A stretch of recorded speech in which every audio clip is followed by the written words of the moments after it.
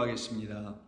아버지 하나님 은혜를 감사합니다. 오늘도 주의 사랑 가운데 거하기를 원하는 당신의 귀한 종들 위에 하나님의 성령을 부어주셔서 아버지의 크신 은혜로만 살아갈 수 있다라는 하나님의 거룩한 말씀을 듣고 그 말씀으로 위로를 얻어 그들의 마음을 주의 원하시는 대로 새롭게 지어 주실 줄로 믿습니다.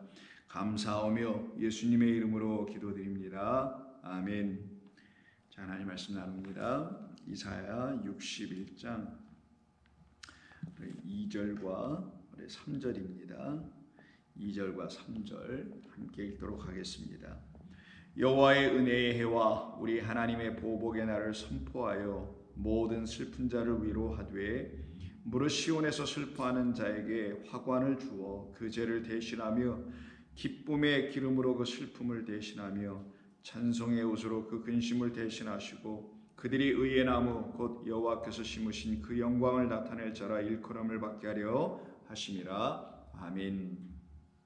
우리는 지난 이틀에 걸쳐서 2절에 있는 말씀 여호와의 은혜의 해와 그리고 하나님의 보복의 날이 무엇인지를 하나님께서 선포해 주시는 말씀대로 들어보았습니다. 그 말씀을 들은 모든 사람들에게는 나는 하나님의 그 은혜가 없어서는 안 되는 존재이구나 라는 걸 알게 되며 그 하나님의 기쁘시게 받으실 수 있는 그런 존재가 아니었던 내가 이제는 하나님의 보복하심 당신의 아들을 십자가에서 내어 반대의 것으로 우리는 항상 그 하나님이 원하시는 그 반대의 것만 갖고 살았던 진리가 아닌 거짓을 가지고 살았던 우리에게 그 우리가 갖고 있는 것과 반대의 것 그게 바로 진리 곧 당신의 아들이십니다. 그를 놓고 그래서 길이요 진리요 생명이라 하시죠. 그 아들을 반대의 것으로 주는 걸 보복이라고 합니다. 그래서 보복이라는 말은 안티 반대의 것과 아포디도미의 합성어입니다. 아포디도미는 건네주다, 넘겨주다, 갚아주다 라는 말이에요.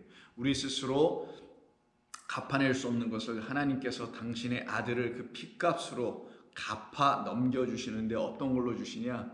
우리가 갖고 있지 못했던 그 반대의 것 진리로 우리에게 넘겨주시죠.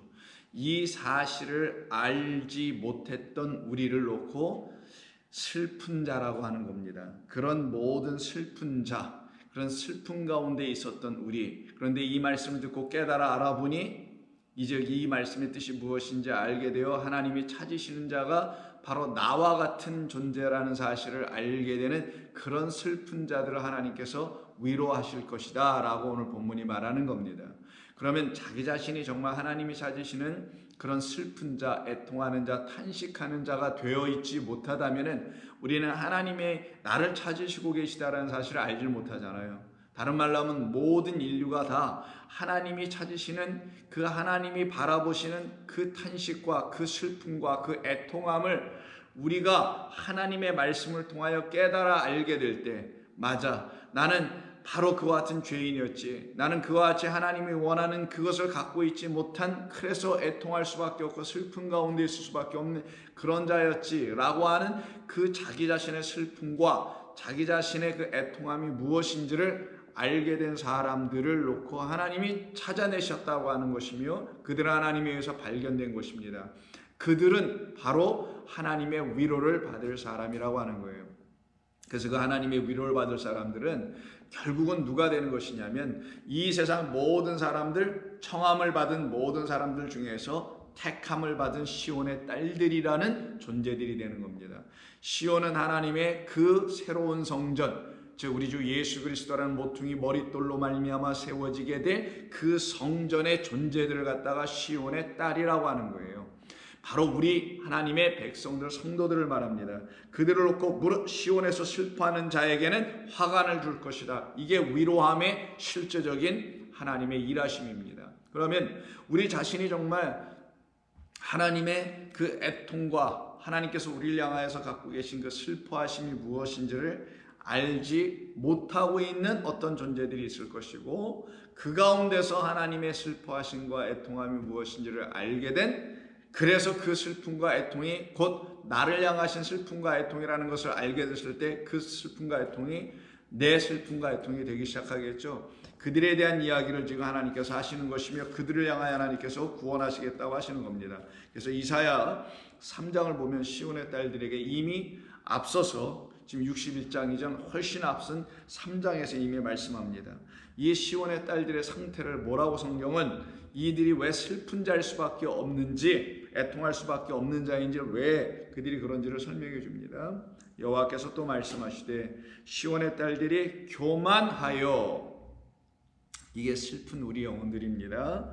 느린 목, 정을 통하는 눈으로 다니며 아기작거리며 발로는 쟁쟁한 소리를 낸다 하시도다. 그러므로 주께서 시온의 딸들의 정수리에 딱지가 생기게 하시며 여호와께서 그들의 하체가 드러나게 하시리라. 주께서 그날에 그들이 장식한 발목고리와 머리에 망사 반달 장식과 귀고리와 팔목고리와 얼굴 가리개와 화관과 발목 사슬과 띠와 향악과 호신부와 반지와 코고리와 예복과 겉옷과 목도리와 손주머니와 손거울과 세마포 옷과 머리 수건과 너울을 제하시리니, 이 모든 것이 무엇을 의미하냐면 간음하고 있는 이스라엘 백성들의 외적 모습을 이렇게 시적으로 표현한 겁니다. 그때 썩은 냄새가 향기를 대신하고 노끈이 띠를 대신하고 대머리가 숱한 머리털을 대신하고 굵은 베옷이 화려한 옷을 대신하고 수치스러운 흔적이 아름다움을 대신할 것이며 너희의 장정은 칼에 너희 용사는 전란에 망할 것이며 그 성문은 슬퍼하며 곡할 것이며 시온은 황폐하여 땅에 앉으리라. 요 상태에 있다라는 사실을 알게 되는 사람들만 슬퍼하는 자가 된 것이며 그들은 하나님이 위로해 주실 거라고 하는 거예요. 이때 시온이 어떻게 됩니까? 그 땅이 황폐해지죠. 황무해지죠. 슬퍼하게 됩니다. 이걸 오늘 본문이 아발이라고 하는 말로 지금 설명하고 있는 것이죠. 슬퍼하고 있는, 무엇 때문에? 이 시온의 성, 즉 예루살렘 안에 하나님의 말씀과 법이 있다는 이곳이 하나님을 오히려 대적하고 있는 자들의 집단이 되어 있다는 사실을 바라보고 알게 된 사람들만 어떻게 한다는 거예요? 슬퍼할 거라는 거예요. 그들은 하나님의 마음을 알기 시작했기 때문에 슬퍼할 거라는 거예요. 그런데 그 안에 있는 시온의 딸들 중에서도 하나님의 마음을 알지 못하는 사람들은 슬픈 마음을 갖지 않을 것을 말하는 겁니다. 24장에도 보시게 되면 우리 하나님께서 이스라엘 백성들 시온의 딸들에 대한 말씀을 다음과 같은 말씀으로도 우리에게 알려줍니다. 4절 이하를 보시면, 3절 이하를 보면 땅이 온전히 공허하게 되며 온전히 황무하게 되리라. 여호와께서 이 말씀을 하셨느니라. 땅은 슬퍼하고 쇠잔하며, 이 슬퍼가 오늘 본문의 같은 슬픔이에요. 여러분, 땅이 슬퍼할 수는 없잖아요. 근데 이 땅을 놓고 이렇게 슬퍼한다고 의인화해서 사용한 것인가요? 이 땅이 바로 우리이기 때문이에요. 땅은 하늘을 닮고 있는 겁니다. 그래서 하늘과 땅은 다른 두 개가 아니라 같은 하나인데, 그 땅이 하늘이 되기 전까지는 서로 다른 것으로 보여지나 땅이 하늘을 닮고 있고 닮아야 한다는, 이미 하늘과 같은 것이라는 걸 알게 될 때는 그 땅은 더 이상 땅으로 존재하지 않았고, 겉으로 보이게는, 외모로 볼 때는 땅이나 그 속엔 하늘을 갖고 있기 때문에 하나님이 그 땅들을 누구라고 하냐? 하늘들이라고 말해주겠다라는 거예요. 그게 지금 성경에서 땅과 하늘에 대한 개념입니다. 그러면 여러분들이 이 말씀을 땅이 온전히 완전히 공허하게 되고 라는 말은 창세기 1장 2절에 있는 말씀을 언급하는 거잖아요. 빛이 없는 상태죠. 온전히 황무하게 되리라. 하늘이 없는 상태를 말합니다. 여호와께서 이 말씀하셨느니라. 땅이 슬퍼하고 쇠잔하며 세계가 쇠약하고 쇠잔하며 세상 백성 중에 높은 자가 쇠약하며 땅이 또한 그 주민 아래서 더럽게 되었으니 이는 그들이 율법을 범하여 율례를 어기며 영원한 언약을 깨뜨렸기 때문이다라고 얘기합니다. 그럼 성경이 말하는 슬프다, 땅이 슬프다, 시온의 딸들이 슬프다, 시온의 백성이 슬픔 가운데 있다라는 말의 의미는 그 딸들이 어떤 것을 보았기 때문에 슬프다라는 거예요. 자기 인생들 어떤 슬픈 이야기 한 자락을 들고 슬퍼하고 있는 내 백성, 그들을 하나님이 말씀하시는 게 아니라 그 이스라엘 시온의 딸들 중에 그 땅을 보니 황무해 있어. 그 땅을 보니 공허해. 그 땅을 보니 하나님의 말씀에 근거한 공허와 슬픔과 그 다음에 그 황무함이 있다라는 걸 보게 된 거예요. 그들이 본 황무와 공허는 무엇이냐? 여호와 하나님이 그들 가운데 계시지 아니하므로, 그들 가운데 계시다는 여호와 하나님은 그 여호와 하나님이 아니라 그들이 세운 우상이라는 신들밖에 없더라는 거예요. 그걸 바라보고 있는 시온의 딸들은 지금 어떻게 한다는 거예요? 그 성을 놓고, 그 예루살렘 성을 놓고 슬퍼하더라. 이 세상을 바라보며 시온의 딸들은 어떻게 하더라는 거예요? 하나님의 백성은 슬퍼하더라. 왜? 이 세상이 추구하고 가치축으로 세우고 있는 어떠한 것들은 하나님이 아니기 때문에 슬퍼하다라는 거예요. 그들을 놓고 하나님이 자신은 슬퍼하는 자들이라고 하는 거예요. 하나님이 발견하길 원하시는 내 백성, 내 딸들, 내 시온의 자녀들이라고 하는 겁니다. 그들에게 하나님이 위로함을 주겠다라는 거예요. 자, 그래서 땅이 또한 그 주민 아래서 더럽게 되었는데 이유는 율법을 범하며 율례를 어기며 언약을 깨트리고 있는 백성이다. 하나님의 말씀을 언약이라고 합니다. 하나님의 말씀을 도외시하고 깨트려버리고 불의하게 살아가고 있는 모습들이죠. 그러면 그 땅이 어떻게 되겠어요? 저주를 받고 삼킴을 당하겠죠. 더 나아가서 7절에는 그 땅이 내줘야 될 참된 그 젖과 포도주 이런 게 있어야 되는데 이 모든 것이 온전치 못한 모습을 놓고 새 포도즙이 슬퍼하고 포도나무가 쇠잔하며 마음이 즐겁던 자가 다 탄식하고 속옷치는 기쁨은 다 사라지고 즐거움의 소리들은 끊어지고 수금 타는 기쁨은 그쳐지는 일. 그래서 11절 포도주가 없으므로 거리에서 부르짖으며 모든 즐거움이 사라졌으며 땅의 기쁨이 소멸되었도다. 이 말은 모든 게 시적 표현이고 상징적 표현이죠. 하나님의 말씀이 진리로 충만하여지지 아니한 그 땅을 놓고 기쁨이 없는 땅이라고 말하는 거고 홍무한 땅이라고 말하는 것입니다. 이 상태에 있는 이스라엘 백성들의 모습을 바라보고 함께 슬퍼하며 탄식하는 여호와 하나님의 마음을 갖고 있는 사람들을 하나님의 시온의 딸들이라고 하는 겁니다. 그들이 바로 슬퍼하며 라고 하는 거예요.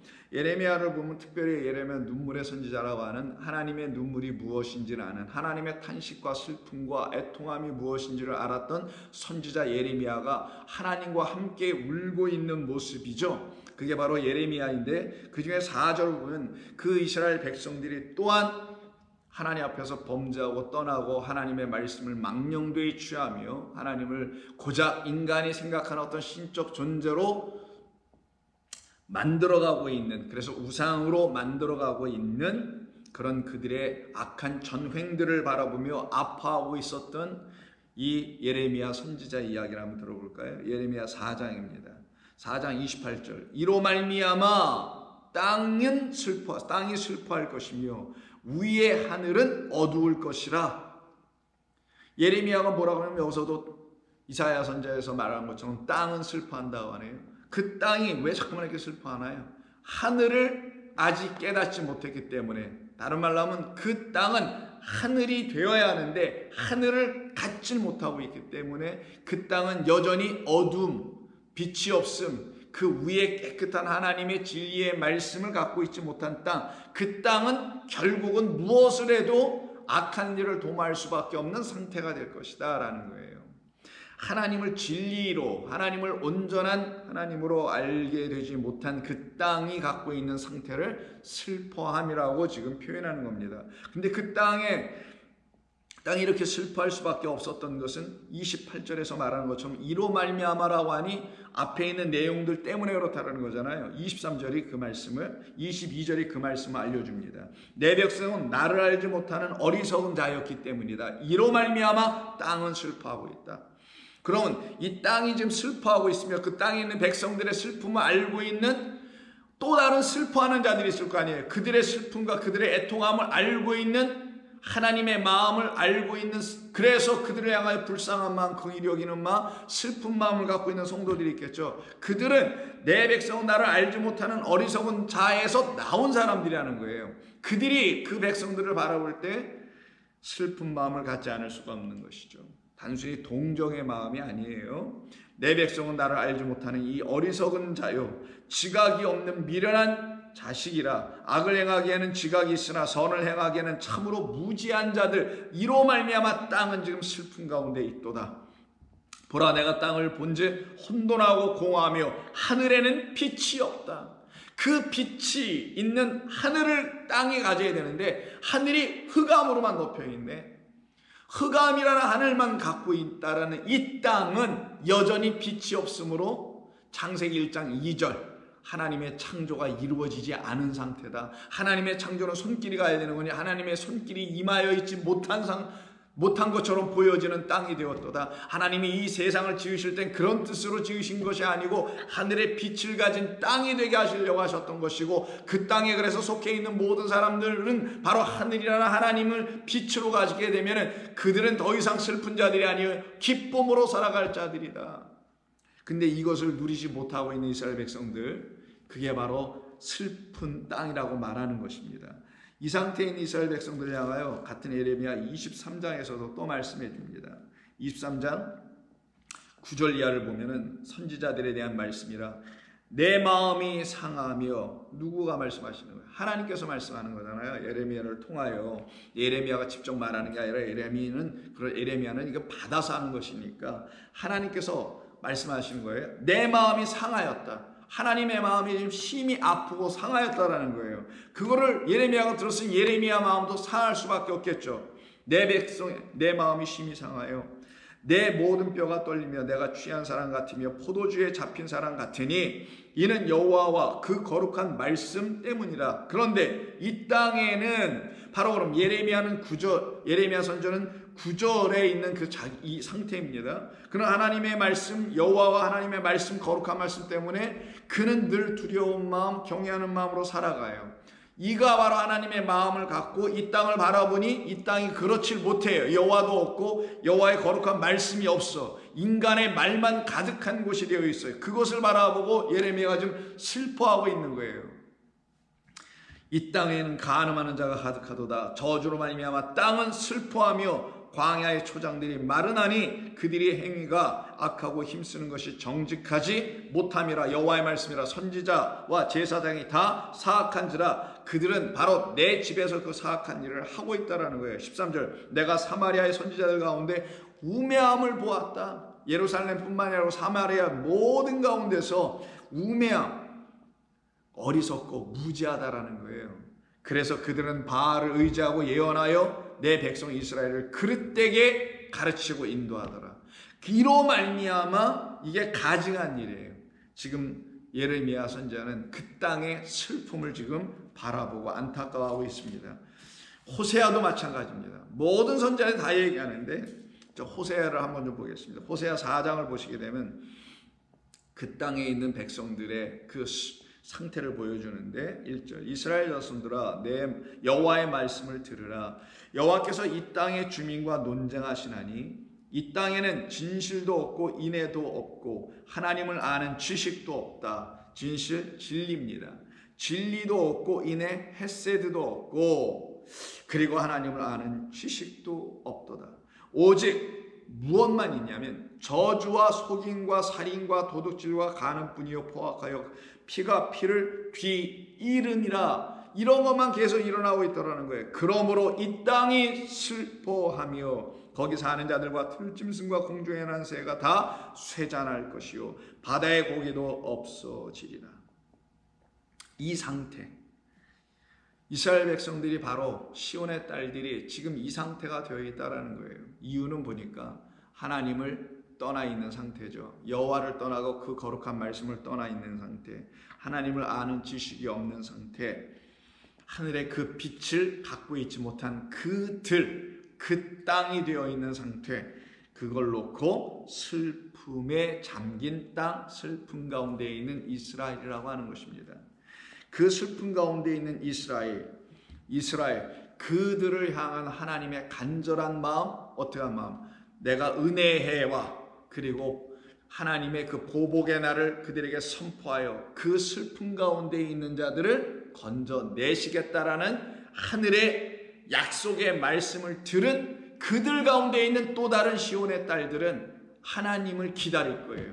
어서 하나님 이 땅을 치유해 주시고 고치시고 어서 이 땅에 하나님의 그 빛을 보내주시고 진리의 말씀을 이 땅의 백성들에게 흘려주셔서 그들로 그걸 듣고 마음에 갖게 하여 주심으로 바로 그 저주의 땅에서 우리를 빛의 자녀로 구원하여 달라고 반드시 부르짖는 시온의 딸들, 그 슬픔 가운데 있는 시온의 딸들이 있지 않겠습니까? 그때만 있겠냐고요? 지금도 있지 않겠냐고요? 지금만 있겠냐고요? 중세시대 때도 있을 거고 근대에도 있을 거고 앞으로도 그런 백성은 나오게 될 겁니다.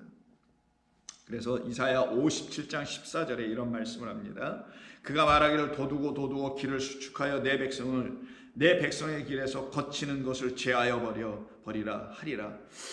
지극히 존귀하며 영원히 거하시며 거룩하다 이름하는 이가 이와 같이 말씀하시되 내가 높고 거룩한 곳에 있으며 또한 통회하고 마음이 겸손한 자와 함께 있을 것이다 하잖아요.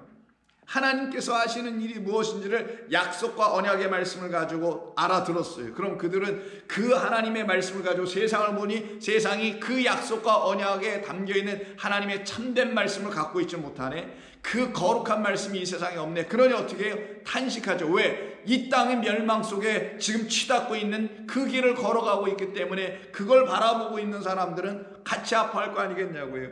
그래서 내가 높고 거룩한 곳에 있으며 또한 그와로 말미암아 통회하고 마음이 겸손한 자와 함께 있나니 이는 겸손한 자의 영을 소생시키시며 통회하는 자의 마음을 소생시키실 것이다. 이게 오늘 본문에 그 슬퍼하는 자를 위로할 것이다 라고 말씀하는 것과 같은 말씀인 거예요.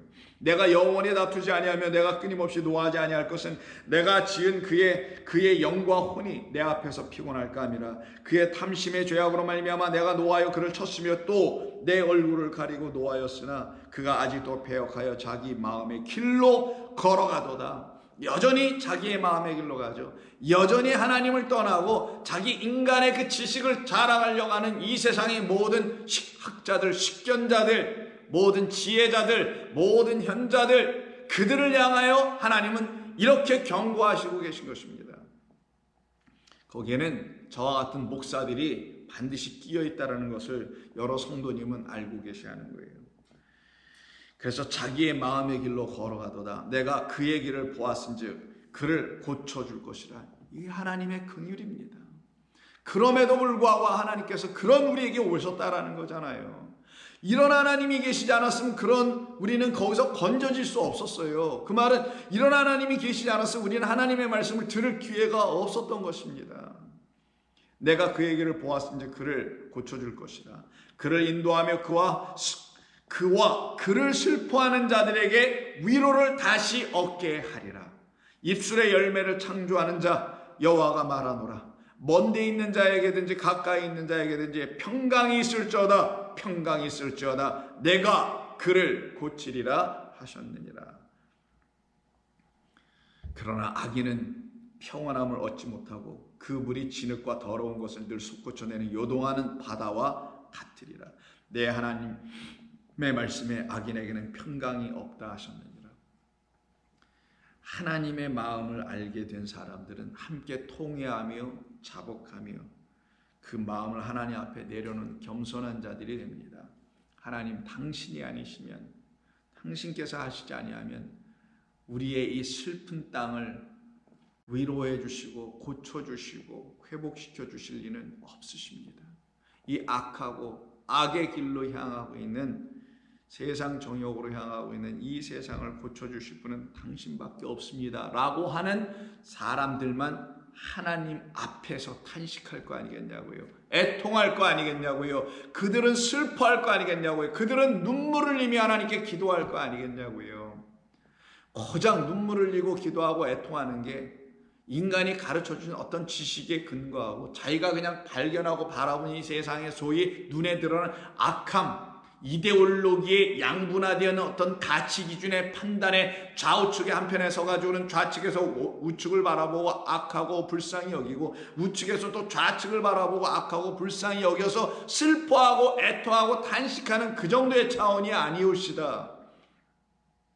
하나님의 거룩한 진리의 말씀이 이 땅에 없으므로 교회나 세상이나 할 것 없이 다 하나님의 원하시는 그 길에서 벗어나 있음을 바라보는 자들만 탄식하는 거예요. 하나님이 말씀하신 슬픔과 탄식과 애통은 그런 걸 말하는 겁니다. 그러면 좋은 교회 성도들은 그런 애통하는 마음이 있느냐고요. 그런 탄식이 여러분에게 있느냐고요. 하나님이 찾으시는 내가 위로해 줄게 애통하는 자들아, 슬퍼하는 자들아, 눈물 흘리는 자들아, 탄식하는 자들아, 내가 너희를 구원해 줄게. 곧 이 말씀을 듣고 있는 사람들은 어떤 걸 가지고 탄식해야 되느냐고요. 그러면 성경을 오해하면은 성경의 말씀이 무지하게 들리는, 잘못된 것으로 들려 무지함을 갖고 있는 사람들에게는 하나님이 찾으시는 그 탄식이 그들에게 있지 않아요. 그래서 여러분 잘 아시는 에스겔서에서 성전을 심판하시는 이야기가 나오는데, 그 성전, 눈에 보이는 성전, 하나님의 법에서 떠남과 악을 행함과 하나님을 신격화, 어떤 인간이 생각하는 그런 신으로 격화시켜서는 세상 신들과 똑같은 수준에 만들어 놓고서는, 이 말이에요. 그걸 우상숭배라고 하는 거예요. 좋은 교회 성도들은 잘 알아들으시길 바랍니다. 세상 사람들이 알고 있는 수준의 신에 대한 이해가 있어요. 신에 대한 가르침, 모든 종교가 다 하고 있는 신에 대한 이해가 있잖아요. 그 신과 이 성경이 말하는 영원하신 하나님을 같은 수준에 이렇게 올려놓고는 그 세상의 신에 가가지고 절하고 빌었더니 아무것도 안 나와. 그래서 할 수 없이 막판에 여기 교회라는 곳까지 와서는 여기에서도 똑같이 그 신의 수준으로 자기들이 과거에 알았던 그 신, 인간이 그냥 자연스럽게 어느 정도는 종교심을 가지고 이해하고 알고 있다라는 그 어떤 신적인 이해, 이걸 가지고 성경이 말하는 하나님을 거기다가 대입시켜 버리더라는 거예요.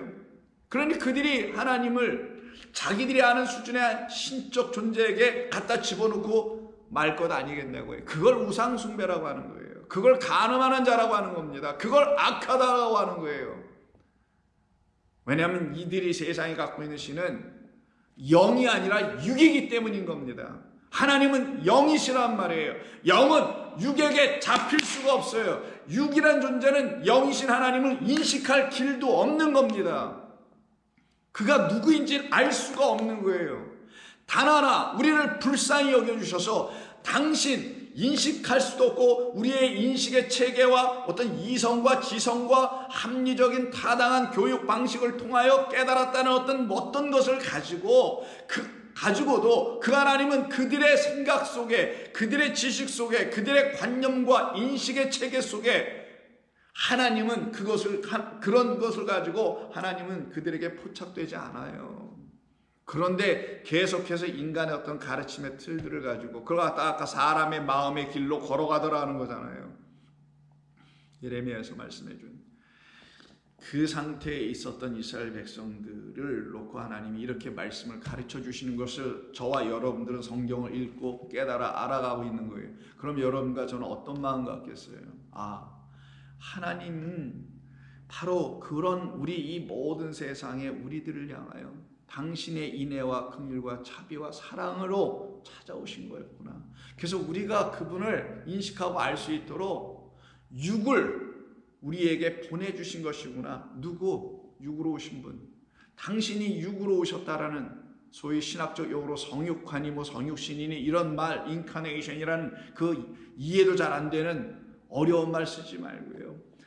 육 보이는 것으로 우리에게 오셔서 그 보이는 그분 하나님이라는 그리스도 예수님의 말씀으로 하나님을 아는 것이다라고 인정해 주겠다라는 거예요. 그를 통하여 내게로 올 수 있는 길을 마련해 놨으니 너는 그를 통하여 나를 알았다라고 내가 인정해 줄게라고 하는 하나님의 인증이 있는 것뿐인 거지, 우리가 그를 다 알았다 할 수 있는 것은 아무것도 없단 말이에요. 그래서 우리는 날마다 자고할 수 없고 겸손해질 수밖에 없어요. 내가 알았다는 것은 안 게 아니기 때문인 거예요. 그 알았다는 건 그리스도 예수를 통하여 아는 것, 그래서 알았다고 인정해 준 것뿐이기 때문인 겁니다. 그래서 날마다 무릎을 꿇고 성령을 구하며 날마다 죽노라, 이 고백이 일어나게 됩니다. 그들이 바로 눈에 보이는 이 성전에 갇히지 않고 그 성전에서 보이지 않는 영원한 아버지의 하늘 그 나라 성소를, 우리가 거할 영원한 그 처소를 소망하며 기다리는 자들이래요. 그럼 그들에게 하나님 어떻게 하신다고요? 내가 올게. 그런 너희들을 내가 구원하러 올 거야. 그것을 놓고 은혜의 해, 내가 너를 기쁘게 내가 다시 취하리라라는 라촌, 그것이 너희에게 이루어질 거야. 어떻게? 내가 너희들이 갖고 있지 못한 그 반대의 것으로 너희에게 갚아 넘겨줌으로, 보복해 줌으로, 그 뜻이잖아요. 그래서 에스겔서 9장을 보시게 되면은 예루살렘 성 안에, 바로 이 세상이라는 곳 안에 하나님이 지어놓으신 모든 삼라만상의 것들을 가지고 우상 숭배만 하고 있는 이 세상을 압축한 그 성전 안으로 하나님께서 들어가십니다. 3절, 구룹에 머물러 있던 이스라엘 하나님의 영광이 성전 문지방에 이르더니 여호와께서 그 가는 베옷을 입고, 가는 베옷이에요. 가는 베옷을 입고 서기관의 먹그릇을 찬 사람을 불러 여호와께서 이르시되 너는 예루살렘 성읍 중에 순행하여 그 가운데서 행하는 모든 가증한 일로, 이 가증한 일이 뭐겠냐고요. 세상이 말하는 불의, 정의 없음, 뭐 사기 등등, 뭐 이기, 뭐 이런 것만 가지고 얘기할까요? 여기는 성전입니다. 성전은 하나님을 가르치는 곳이라는 거예요. 이 모든 게 하나님의 성전인데, 우주 전체가, 우주 너무 크니까 이 땅이라고 합시다. 이 지구라 우리가 알고 있는 이 땅 모두가, 모든 것이 하나님의 성전이란 말이에요. 너무 크니 줄여서 눈에 보이는 조그만 성전 하나 짓게 하신 것 뿐이죠. 그 가운데서의 가증한 일이라는 거예요. 거기서의 가증한 일, 하나님을 가르치는 그 지식을 갖게 하는, 하나님은 인자하신다라는 사실을 알게 해주시는, 그럼 하나님은 인자하시다라는 것을 왜 자꾸만 성경이 말할까요? 우리 인간은 그 인자 없이는 살 길이 없다라는 걸 알려주려고 한 거거든요. 그 말은 우리는 악하다는 걸 알려주려고 하시는 거잖아요. 그런데 가증한 일로 말미암아 그 중에 그 성전 안에서 그 가증한 일을 행하는 모든 사람들 가운데서 울며 탄식하며 애통하며 슬퍼하는 자가 있더라는 거예요. 바라온대 이 울며 애통하며 슬퍼하는, 탄식하는 사람들이 이 말씀을 듣는 저와 여러분이기를 소망합니다. 왜냐하면 그 모든 가증한 일을 하고 있는 그 사람들 틈바구니 속에서 그 가증한 일로 말미암아 오히려 그들의 일 때문에, 그 가증한 일 때문에 탄식하며 우는 자들이 있더라는 거예요. 그들의 이마에 표를 그리라. 그들에 대하여 내 귀에 이르시되 너희는 그를 따라 성읍 중에 다니며 불쌍히 여기지 말며 긍휼을 베풀지 말고 쳐서 늙은 자와 젊은 자와 처녀와 어린이와 여자를 다 죽여 없애되 이마에 표 있는 자에게는 가까이 하지 말라. 이 일을 내 성소에서부터 시작할지니라 하시매 그들이 성전 앞에 있는 늙은 자들로부터 시작하니라. 이것을 놓고 8절에서 뭐라고 하냐? 여호와여 예루살렘을 향하여 분노를 쏟으시오니 하나님의 심판이라고 하는 거예요. 이 심판이 이미 있다라는 것을 알고 있는 사람들은 이 땅을 바라보며, 빛이 없는 이 땅을 바라보며, 하나님을 알지 못하는 그 땅을 바라보며 함께 하나님과 더불어 탄식하고 애통하더라는 거예요. 그 애통하는 자들은 하나님의 마음을 가진 자들, 하나님의 말씀을 가진 자들, 여호와의 거룩한 말씀을 가진 자들이라는 거예요. 그 말씀이 그들 안에 있는 자들만 건져내겠다는 거. 너 있네 라고 타오를, 십자가를 그려주더라는 거예요. 그게 표였던 것입니다. 그 표를 받고 나오는 사람들을 놓고 여호와 하나님과 함께 탄식하는 자, 그들을 오늘 본문에서 누구라고 하냐? 슬픈 자, 모든 슬픈 자라고 한 거예요. 이때 모든 슬픈 자는 이 땅에서 그냥 기진맥진 힘들게 살아가고 있는, 어려운 가운데 있는 이런 분들에 대한 단순한 이야기가 아니에요.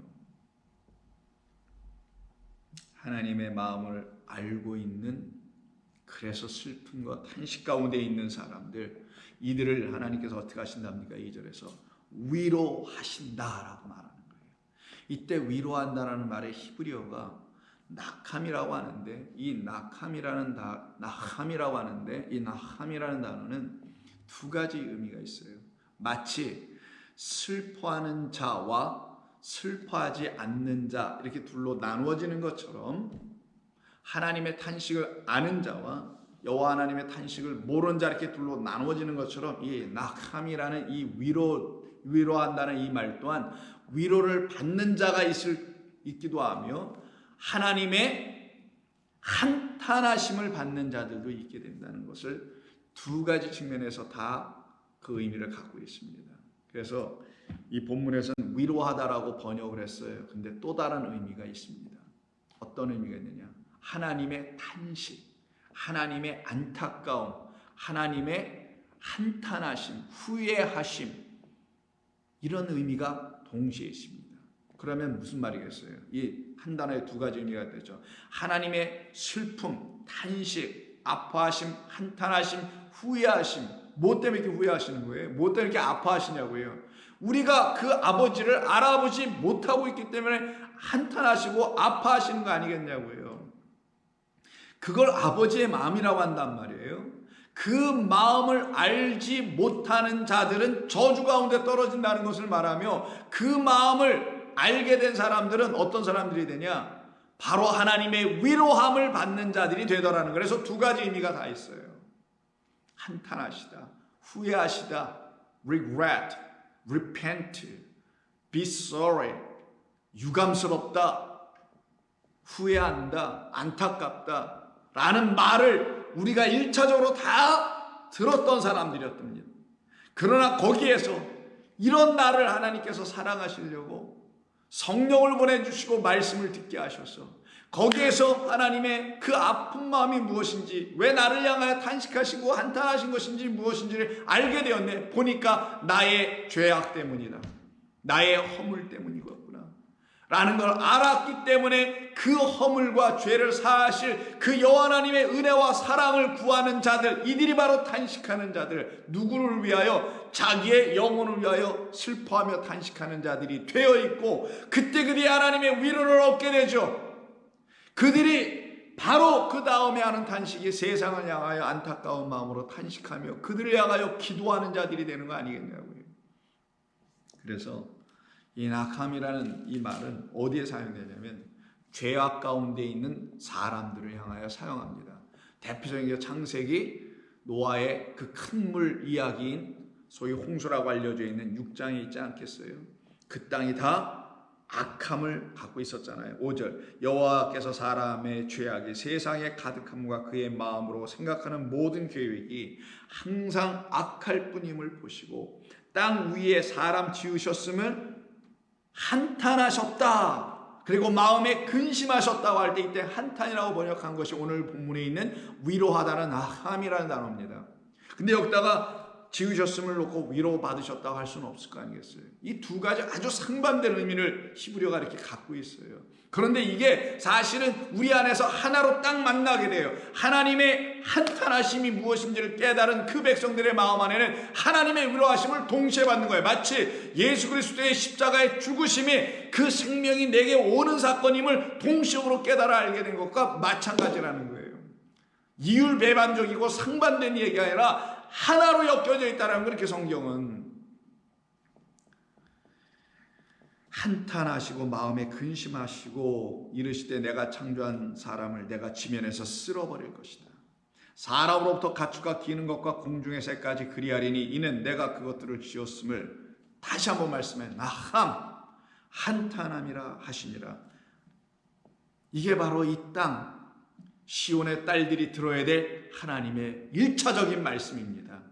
죄인을 부르러 오신 우리 주님의 1차적인 말씀, 회개하라 천국이 가까웠느니라 라고 하시는 말씀을 듣는 거잖아요. 하나님의 마음으로 돌아가라는 게 회심, 회개. 그래서 여기에서만 이 말이 나오지 아니하고 사울을 택하신 하나님께서 그를 놓고도 한탄하시는 말씀이 나오죠. 사무엘상 15장 34절 이에 사무엘은 라마로 가고 사울은 사울 기브와 그 자기 집으로 올라가니라. 사무엘이 죽는 날까지 사울을 다시 가서 보지 아니하였으니 이는 그가 사울을 위하여 슬퍼하였다. 이 슬퍼하다가 오늘 본문의 슬퍼함 아발이에요. 왜 이렇게 슬퍼할까요? 여호와께서는 사울을 이스라엘 왕으로 삼으신 것을 뭐 하셨기 때문에? 후회하셨기 때문이다 라고 말합니다. 이 단어가 오늘 본문엔 위로받는다는 말이에요. 그러면 이 본문엔 오늘 본문이 갖고 있는 두 단어가 다 있네요. 아발, 슬퍼하는 자들에게 하나님이 뭘 주신다고요? 위로를 주신다죠. 근데 슬퍼하고 있는 자는 누구예요? 사울이어야 하는데 사울이 슬퍼하지 않고 누가 슬퍼합니까? 이 슬픔이 무엇인지 하나님의 마음을 아는 사람이 사울이 아니었기 때문에 사울은 슬퍼하지 못하고 그것을 아는 사람 누구? 사무엘, 항상 하나님의 말씀을 듣는다는 문자적 의미의 그 이름의 뜻을 갖고 있는 사무엘만 하나님의 마음을 알게 돼요. 왜? 그는 하나님의 말씀을 경청했기 때문에 늘 날마다 들었기 때문에 하나님의 마음을 알게 되네. 하나님의 슬픔도 안 해, 탄식을 안 해. 그래서 같이 슬퍼하고 있어요. 사무엘이. 여호와께서는 사울을 이스라엘 왕으로 삼으신 것을 한탄하시고 후회하셨다. 낙함하셨다. 그럼 이때 위로를 받는 사람은 누가 되겠어요?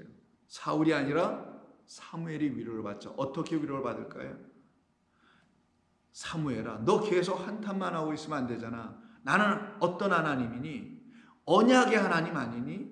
나는 위로의 하나님 아니었더냐? 나는 긍휼의 하나님 아니었더냐? 나는 자비의 하나님 아니냐? 나는 인자하고 선한 하나님 아니냐? 내가 사울만 가지고 얘기할 거겠냐?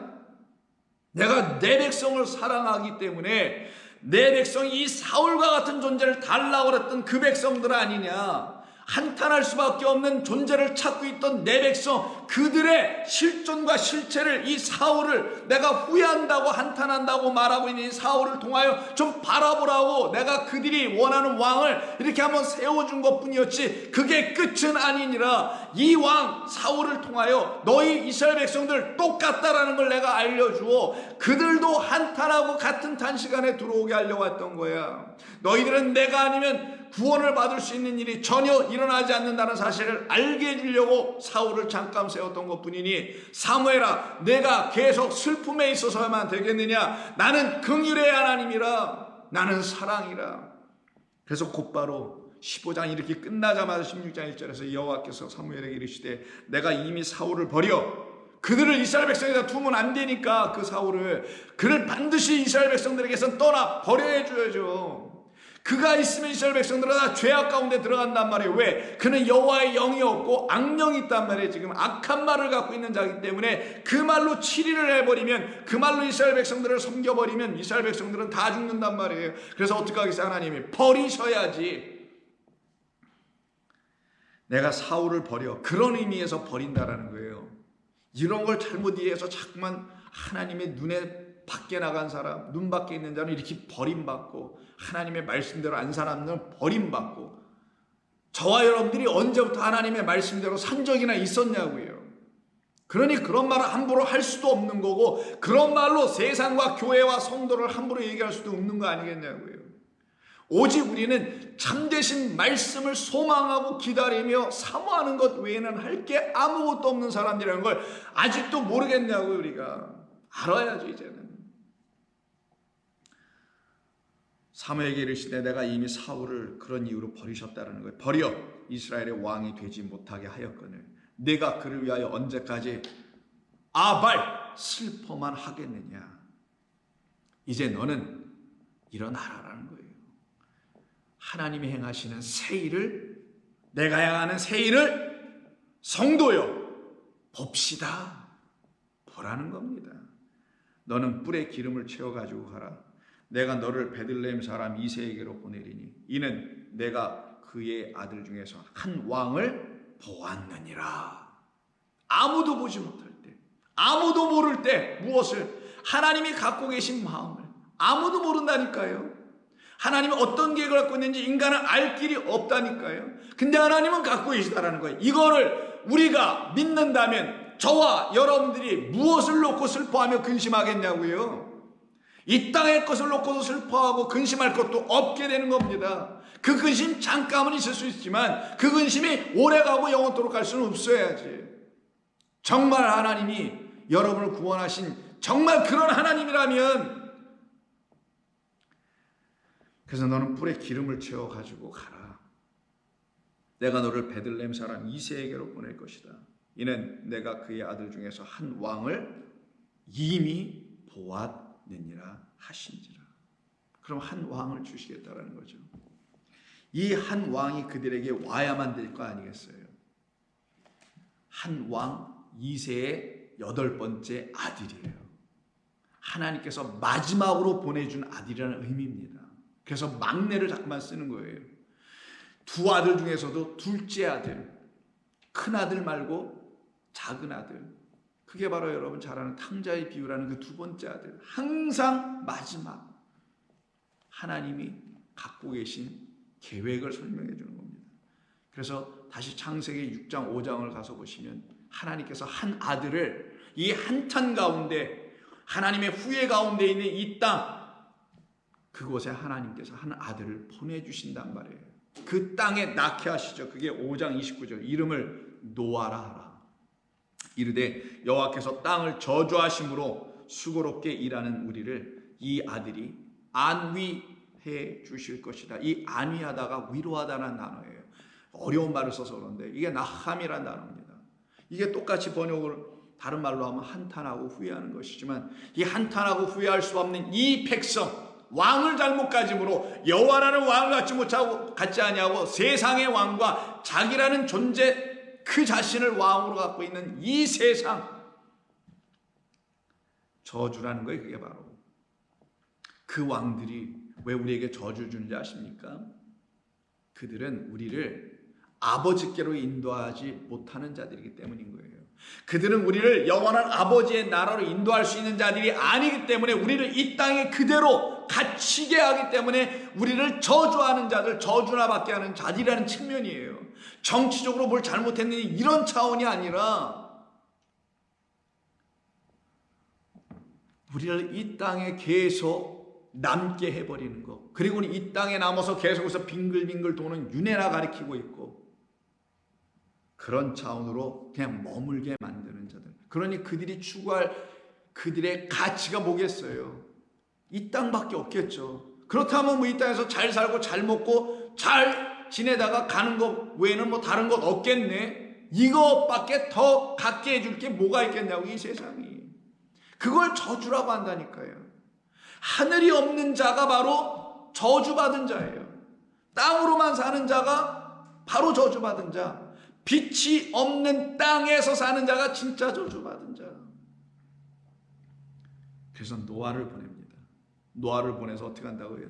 그들, 내가 슬퍼하는 자들, 그러나 그들 중에 나를 놓고 슬퍼하는 자, 내 마음을 아는 자, 그래서 내 마음을 알았다, 내 마음을 듣고 나에게 순종하여 내 말을 청종하여 그리고 내가 그를 통하여 구원하겠다라는 그 테바, 그 방주를, 그 완전한 성전을 그를 통하여 그 내 백성 슬퍼하는 자들에게 넘겨줄 거라는 그 말을 듣는 자들만 그 새로운 성전, 그것도 완전한 성전, 그래서 타오, 완전함, 마침, 그리고 성전이라는 집을, 테바라는 그 방주를 내가 그를 통하여 너희들에게 넘겨줄 거야. 그럼 그것을 넘겨받기를 원하는 사람들, 그걸 갖기를 원하는 사람들, 하나님이 이렇게 저주하고 땅은 거기서 나는 이렇게 건짐을 받을 수밖에 없는 그런 나라는 존재라는 걸 깨달아 아는 사람들만 내가 다 구원해낼 것이다.